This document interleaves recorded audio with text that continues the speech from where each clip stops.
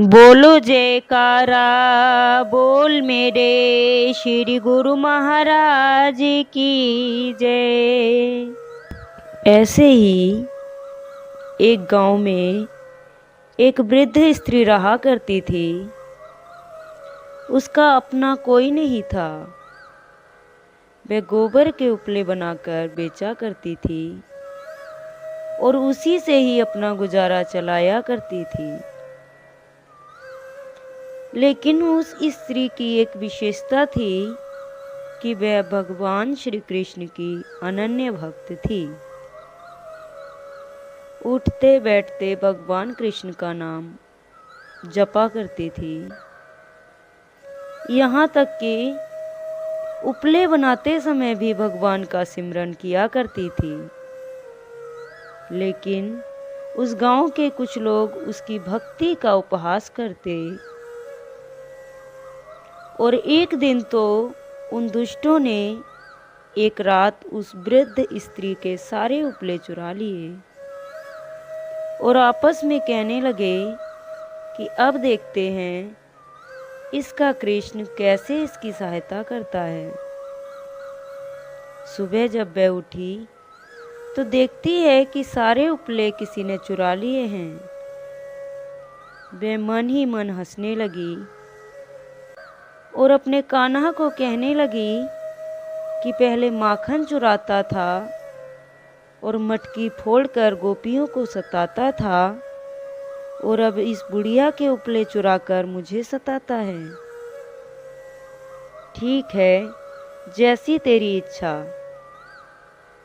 ऐसा कहकर उसने अगले दिन के लिए उपले बनाने शुरू कर दिए। दोपहर हो गई, भूख भी लगने लगी। कुछ खाने को तो था नहीं घर में, केवल 2 गुड़ की ढेली पड़ी थी।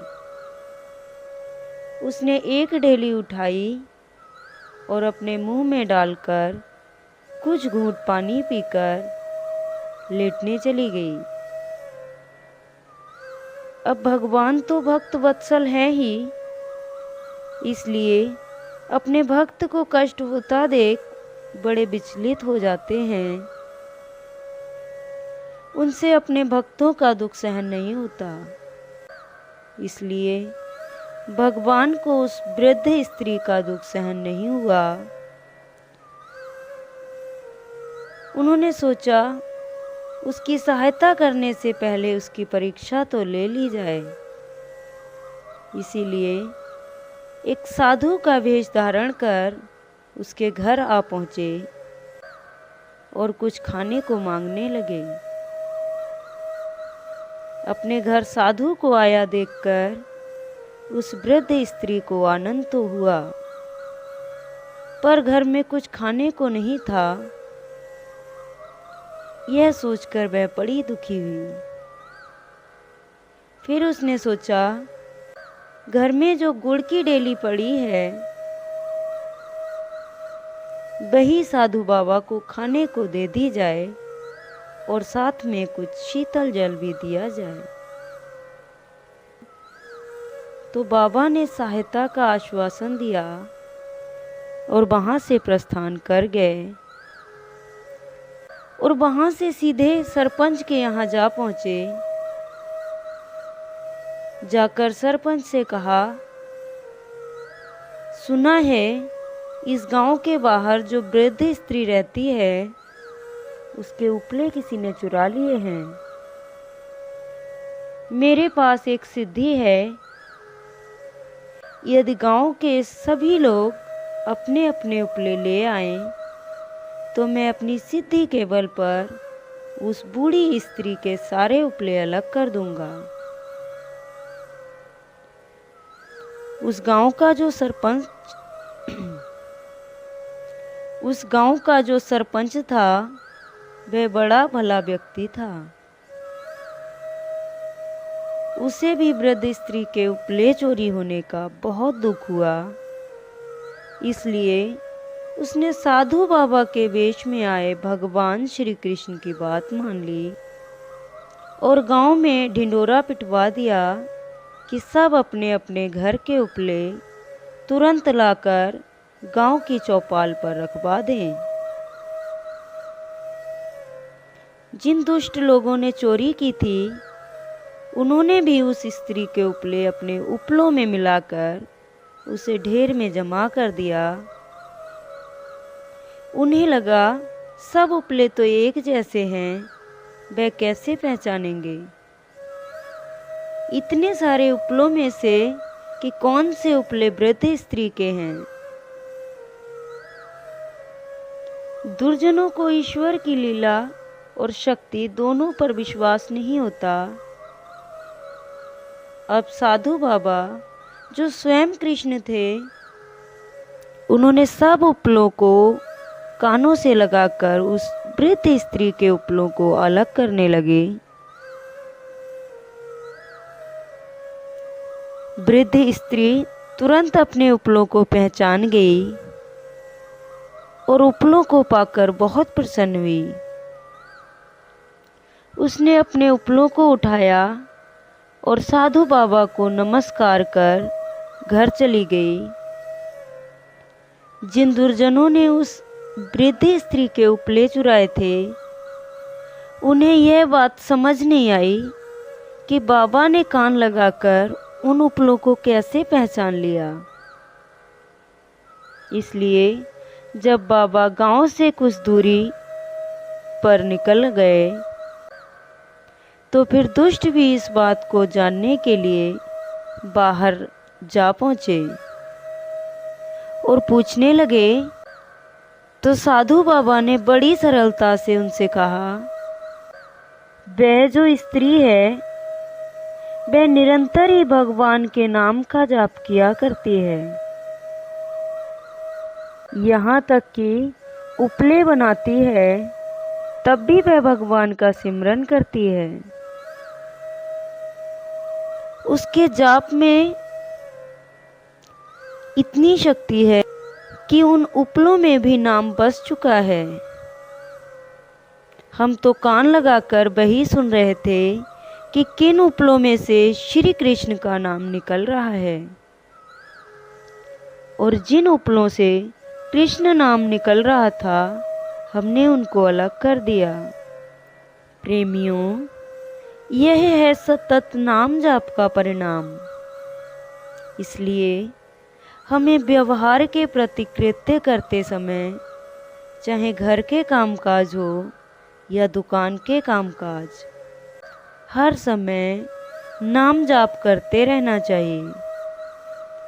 इससे हम पर ईश्वर की कृपा होती है और हर संकट से बचाव होता है।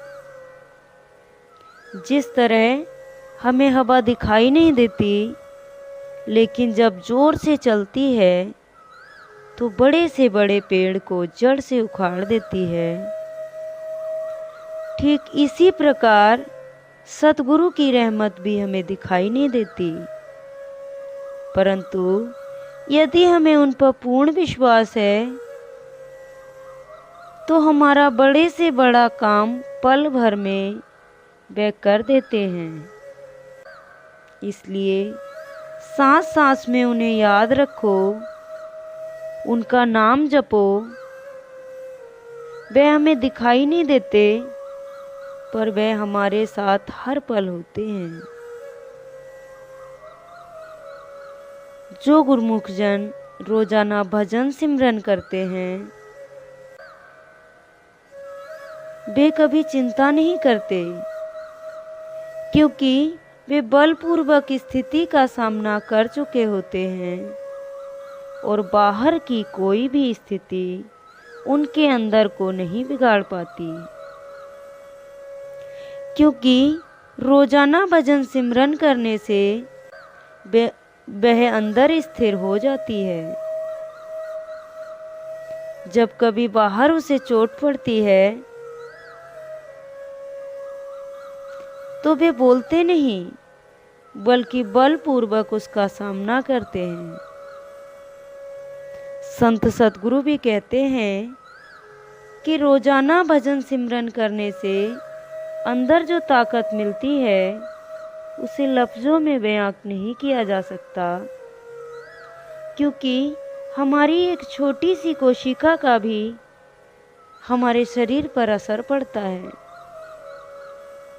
और श्री गुरु महाराज जी भी फरमाते हैं कि तुम एक लिखो, बाकी के 2 जीरो हम लगाएंगे तो क्या बन जाएगा? 100 बन जाएगा। परंतु शुरुआत तो तुम्हें ही करनी पड़ेगी। कभी भी भजन सिमरन करते समय परमात्मा से कोई भी ख्वाहिश नहीं होनी चाहिए।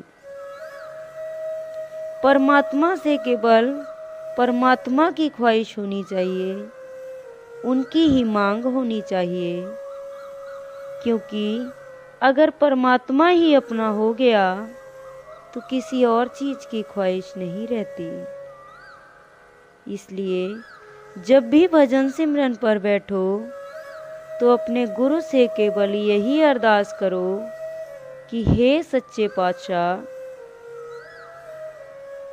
हमारा मेल मालिक से करवाओ ताकि हम भव सागर से पार हों।